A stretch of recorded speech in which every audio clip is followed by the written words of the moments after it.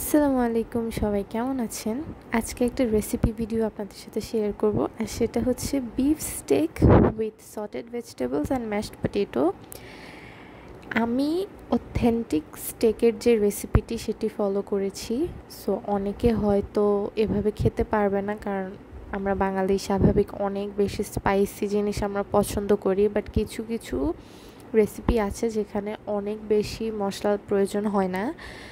যেমন আমি for the first time steak try করেছি, and surprisingly it was really good. But steak cook করার যে নিয়মটা সেটা একটু মাথায় রাখতে হবে। আমি স্টেপ বাই স্টেপ সব বলে দিচ্ছি। তো ফার্স্টে আমি স্টেকের পিসগুলোকে ম্যারিনেট করে রেখেছিলাম রোজমেরি, ব্ল্যাক পেপার আর লবণ দিয়ে ভালো মতো 2 সাইড আমি ম্যারিনেট করে রেখেছি। তারপরে হচ্ছে ম্যাশ পটেটো তৈরি করব। তো আলুকে আমি সিদ্ধ করে একদম ম্যাশ করে নিয়েছি। এখন আমি সটেড ভেজিটেবল বানাবো। তো আমি বাটার নিয়ে নিয়েছি, আর আপনারা আপনাদের ইচ্ছা মতো পছন্দের মতো সবজি অ্যাড করবেন। তো আমার অনেক কালারফুল পছন্দ, তো আমি 3 রকমের ক্যাপসিকাম, বরবটি, গাজর, পেঁয়াজ এগুলো নিয়ে নিয়েছি। স্টেকের সাথে যে সাইড আমি করেছি ম্যাশ পটেটো আর সটেড ভেজিটেবল, এগুলোও আমি আগে কখনো ট্রাই করিনি, ওই দিনই ফার্স্ট ট্রাই করা, অ্যান্ড সব মিলিয়ে the combination was top notch. আপনারা ট্রাই করে দেখতে পারেন। আমি এখানে সবজিগুলো ভেজে নিয়েছি, এবং আমি হচ্ছে কিছু মাশরুমস আর বেবি কর্ন অ্যাড করেছি।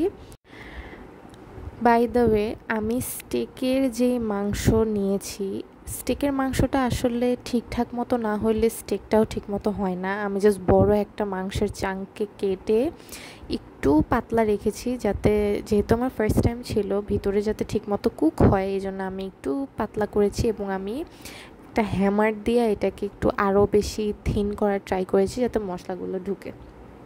আচ্ছা, এবার ভেজিটেবলসে আমি দিয়ে দিলাম ব্ল্যাক পেপার, লবণ, তারপরে একটু মিক্স হার্বস দিয়েছি, চিলি ফ্লেক্স দিয়েছি, সামান্য একটু রোজমেরিও অ্যাড করেছি। স্টেকে আমি রোজমেরি দেওয়ার কারণ হচ্ছে যাতে মাংসের যে কাঁচা গন্ধটা আছে সেটা যাতে চলে যায়, তাই আমি উপর দিয়ে রোজমেরি দিয়েছি। বেসিক্যালি এটা হচ্ছে যে রোজমেরির যে পাতাটা একদম সবুজ কালারের যেটা থাকে আর কি, ওটা বেসিক্যালি ইউজ করা হয়, বাট আমি ওটা পাই নাই দেখে আমি ড্রাইড রোজমেরি নিয়েছি। আপনারা থাইম ইউজ করতে পারেন, আমি থাইম পাই নাই। তো এই যে ভেজিটেবলের সাথে আমি সয়া সস দিয়ে দিয়েছি, আর এই তো আমার ভেজিটেবলস হয়ে গিয়েছে, অ্যান্ড এটা আমি বলবো ডায়েটের জন্য একদম পারফেক্ট। তারপরে এখন আমি ম্যাশ পটেটো তৈরি করব।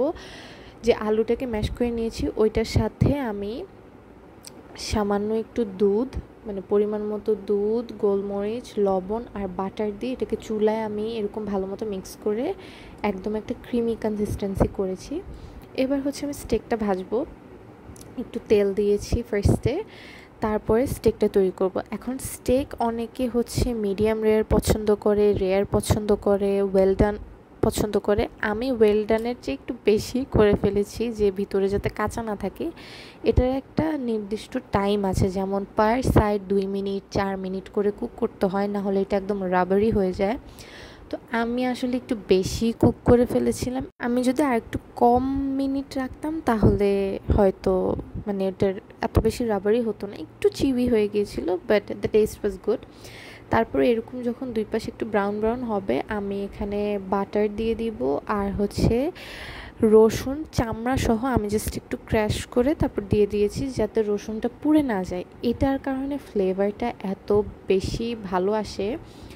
তারপরে স্টেকটা নামানোর সাথে সাথে কেটে নেবেন না, স্টেকটা নামানোর পরে উপরে বাটার আর রসুন দিয়ে এটাকে রেস্টে রাখতে হবে। আর এই তো মজার মজার স্টেক তৈরি হয়ে গিয়েছে।